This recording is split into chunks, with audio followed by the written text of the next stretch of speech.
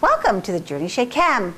Well, please do the 2 warm-up questions to the best of your ability, and we will discuss them in a moment.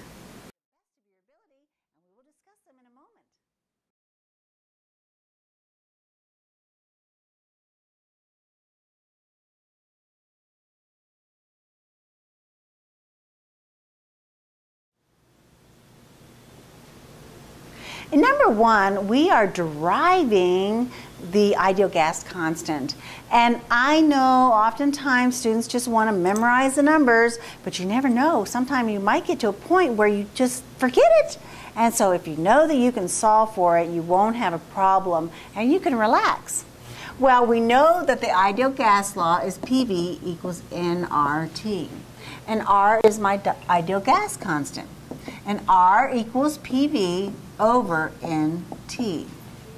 Now I'm going to find the constant for kPa, and therefore standard kPa, standard pressure in kPa is 101.3 kPa. And then the other values, I'm going to use standard molar volume, and that is 22.4 liters is equal to 1 mole at standard temperature.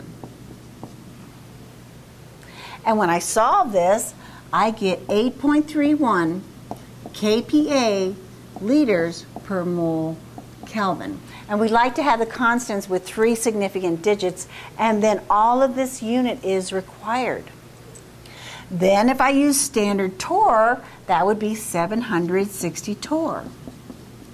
And standard molar volume is what I'm going to use again, 22.4 decimeters cubed, because decimeters cubed and liters are the same, is 1 mole at standard temperature. And when I do the math here, I get 62.4 torr liters per mole Kelvin. And finally, I'm going to solve it for atmospheres. And I'm going to go ahead and erase these two.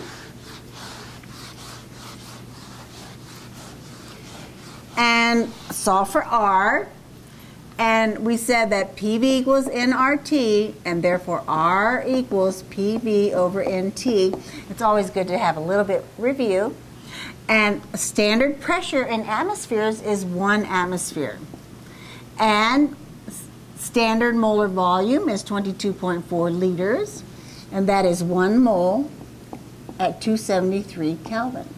And when I solve this, I get 0.0821 atmospheres liters per mole Kelvin. And you see that when I'm solving for R, I'm using standard molar volume. And in number 2, we're asked, what is standard molar volume?